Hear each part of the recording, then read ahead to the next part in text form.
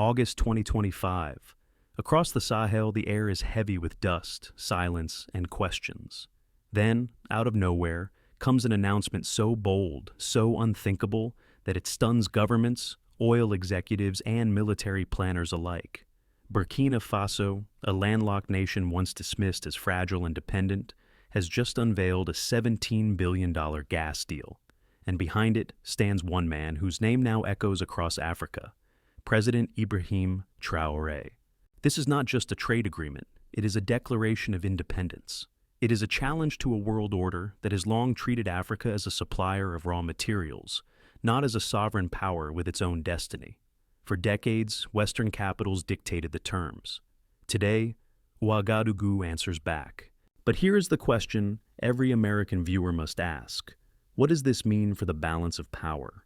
For Africa's future? For the global energy race that touches our own lives in the United States? If you believe the awakening of Africa has already begun, stay with me until the end of this story. And please, subscribe to this channel, because truth must not remain hidden.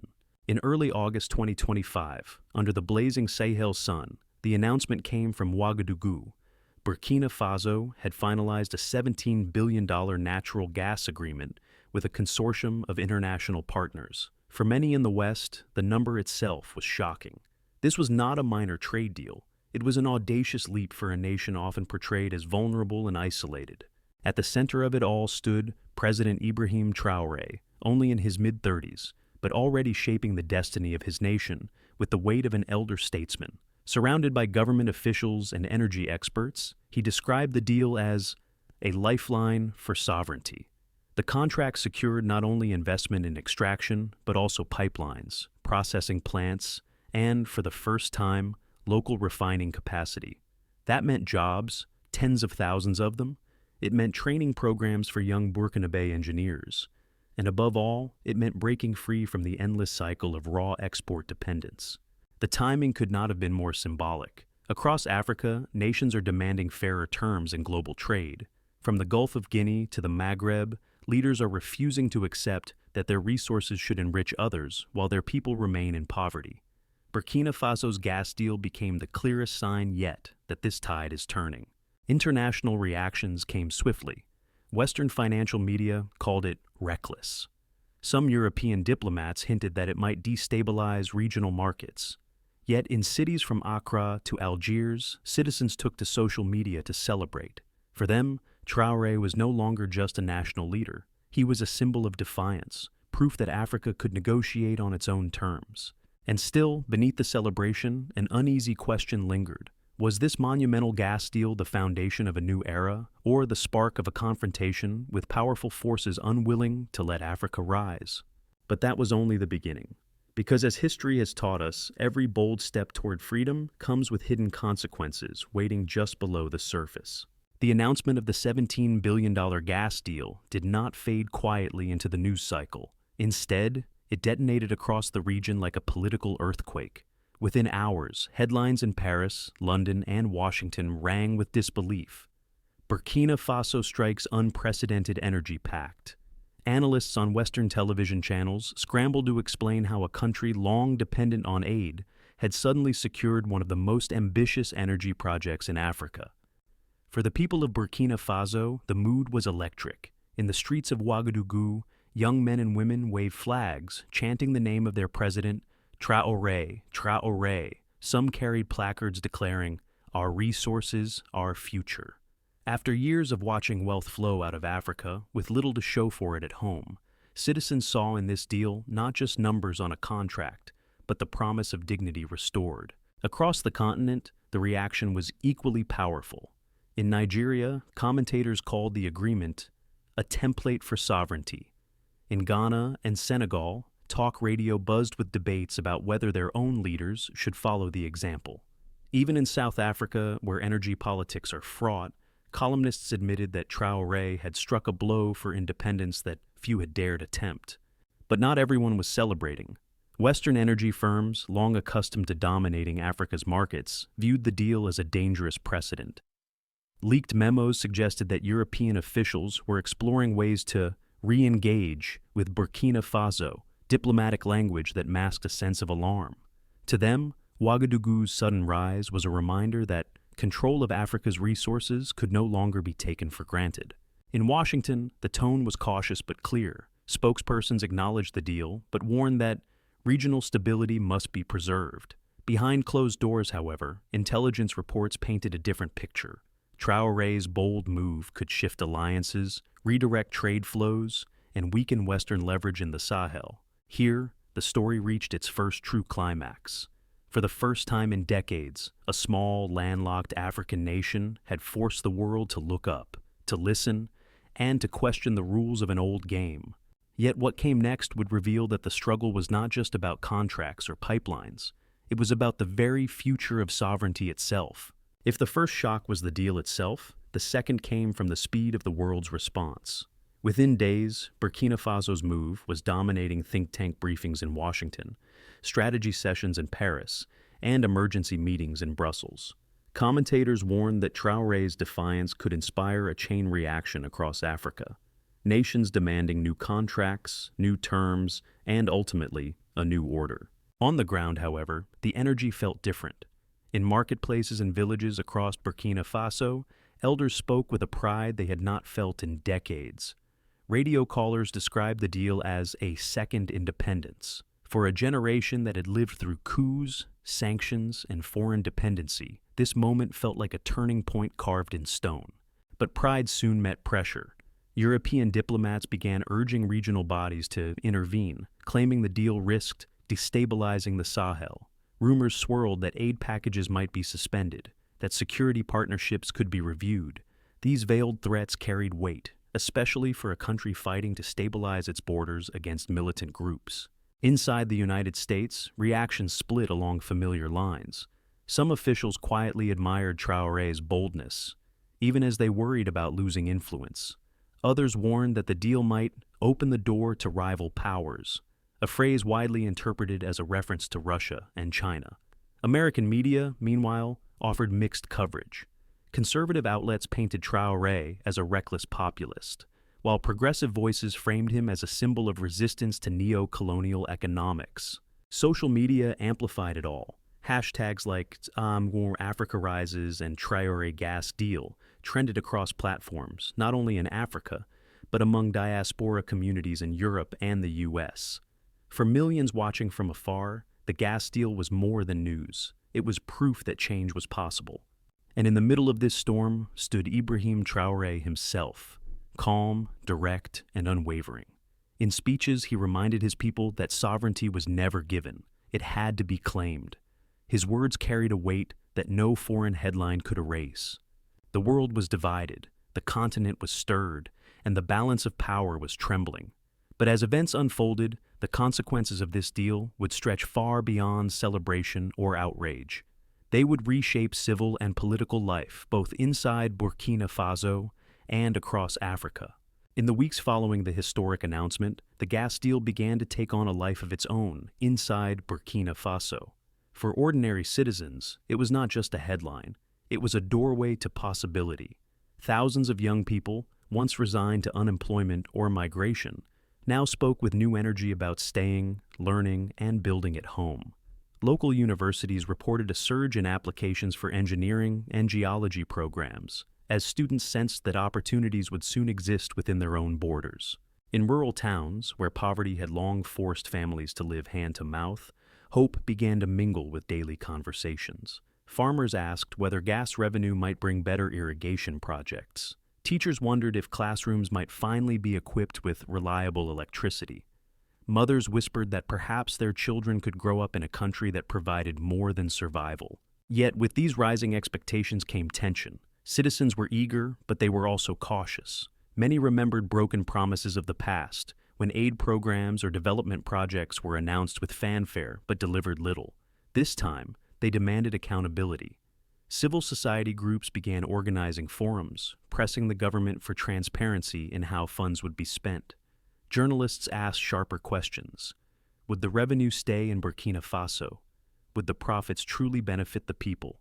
President Ibrahim Traoré, aware of these voices, emphasized repeatedly that the gas deal was about sovereignty. He insisted that contracts would include local hiring quotas and guarantees for reinvestment into education, infrastructure, and healthcare.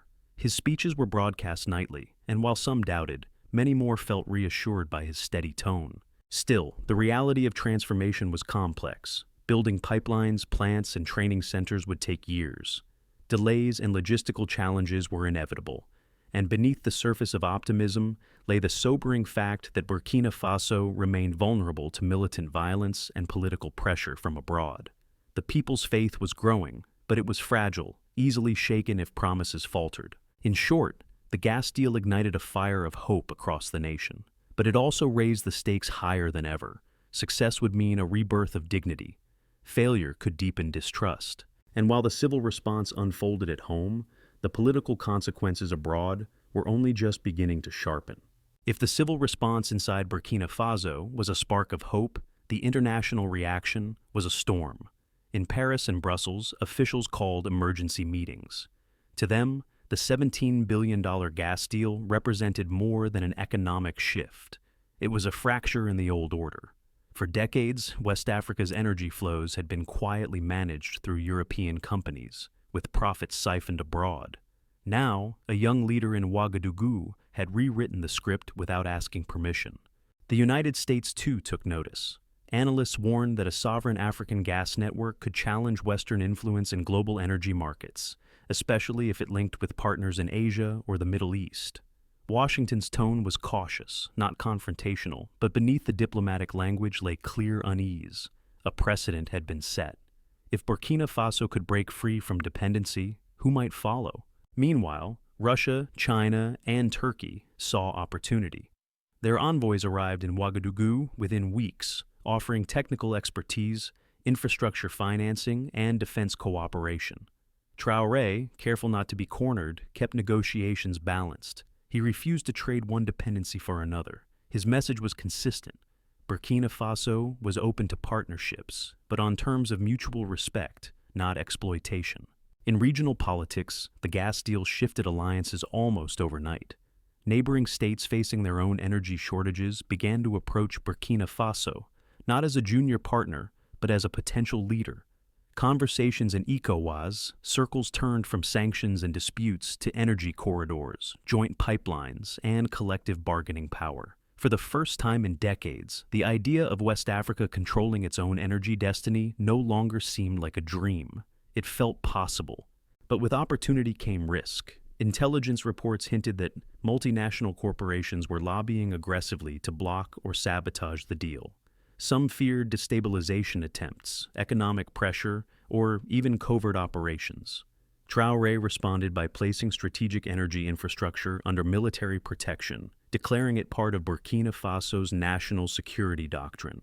The message to the world was clear. The era of dictating terms to Africa was closing. From Ouagadougou's presidential palace to the villages that awaited electricity, the gas deal had become more than economics. It was a symbol of defiance, sovereignty, and a new African voice rising on the world stage.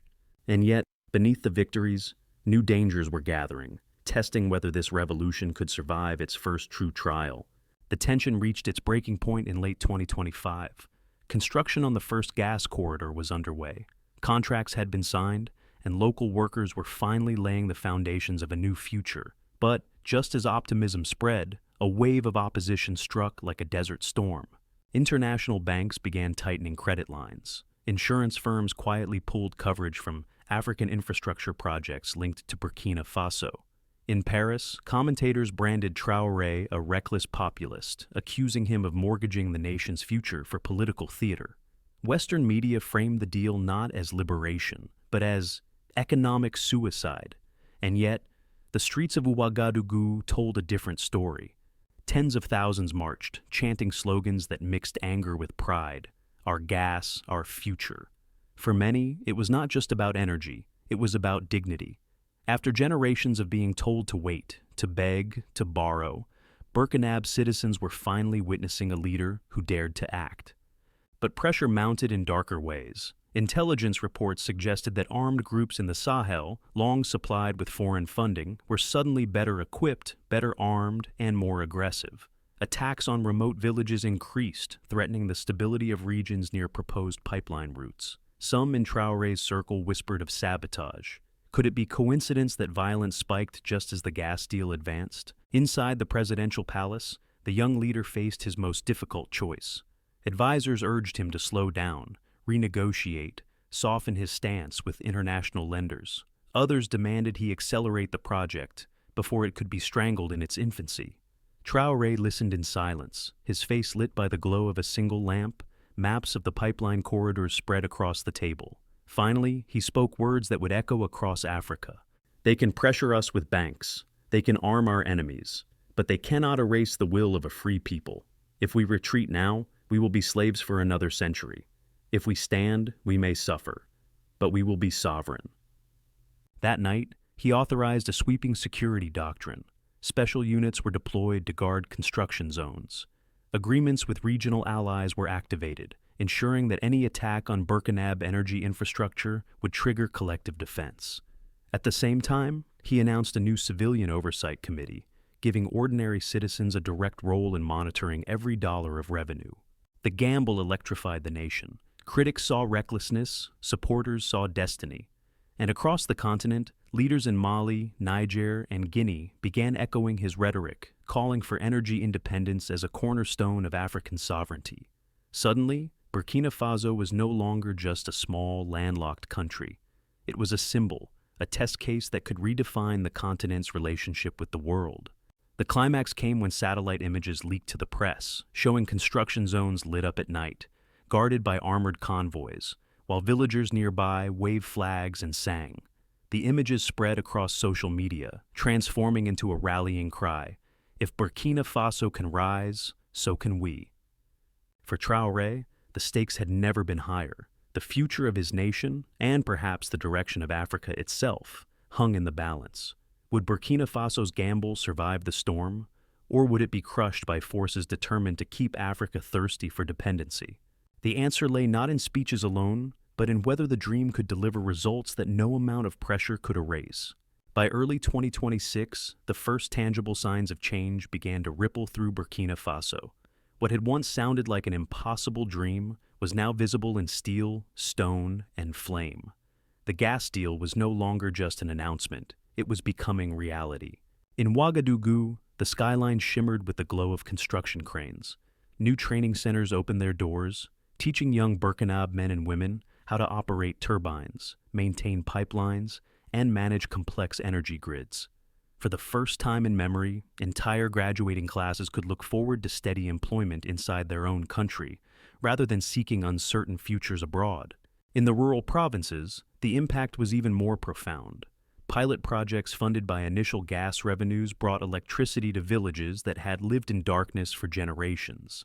Simple things, refrigeration for medicines, lights in classrooms, irrigation pumps for farms, suddenly transformed daily life. Mothers spoke of their children studying at night without kerosene lamps. Farmers marveled at machines that allowed them to plant and harvest with efficiency. Each small improvement felt like a revolution. The government, under President Ibrahim Traoré's directive, moved swiftly to reinvest. Revenue allocations were transparent, posted online, and broadcast over the radio. This openness, rare in African politics, built trust. Ordinary citizens could see where the money was going. 30% into infrastructure, 25% into education and health, 20% into agricultural development, and the remainder into security and sovereign reserves. Skeptics who once doubted began to concede. Something new was happening here.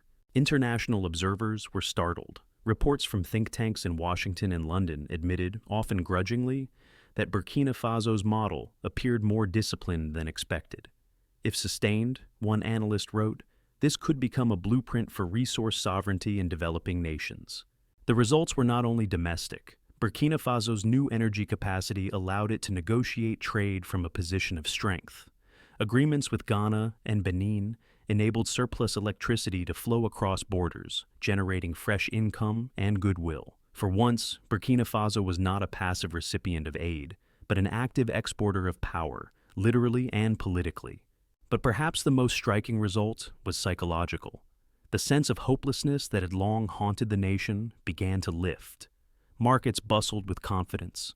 University lectures buzzed with talk of innovation. Even in the Sahel's hardest-hit regions, where drought and violence had scarred communities, people spoke with a newfound conviction. We have a future. Still, challenges remained.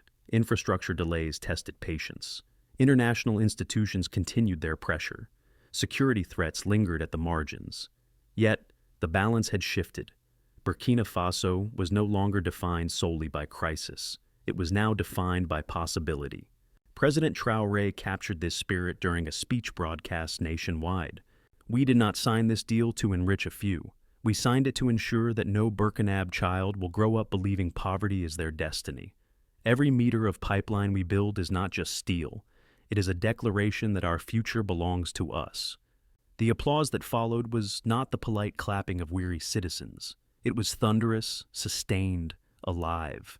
In that sound lay the proof of something rare, a people beginning to believe in themselves again.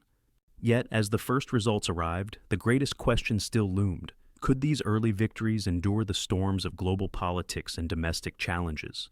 That question would determine whether this was a passing chapter or the beginning of a new African century. The story of Burkina Faso's $17 billion gas deal is far from over. What began as a bold signature in Ouagadougou has grown into something larger, a movement, a symbol, a spark that could ignite across Africa. For the first time in decades, the balance of power is shifting, not because outsiders decided it should, but because Africans themselves demanded it. President Ibrahim Traoré has stood at the center of this storm, defiant under pressure, unwavering when threats closed in, and relentless in his promise that the wealth of the land must belong to its people. To some, he is reckless. To others, he is revolutionary. But to millions of ordinary citizens, he is proof that dignity is not negotiable. Think of what this means for us, watching from America. We live in a world where energy prices, geopolitical conflicts, and global trade touch our daily lives. What happens in a landlocked country in the Sahel is not distant. It is connected to the gas in our cars, the stability of markets, and the story of freedom itself. Burkina Faso's struggle is not just African news, it is world news. And so, the question remains, will this experiment survive? Will the early victories of electrified villages, new jobs, and regional trade blossom into a permanent foundation for sovereignty? Or will external pressures and hidden forces find a way to strangle it before it fully blooms? The answer is still unwritten. But one truth stands clear. Across Africa, young people are watching, leaders are watching, and every new meter of pipeline laid in Burkina Faso becomes a declaration to the world. We are no longer just resources. We are nations. We are free.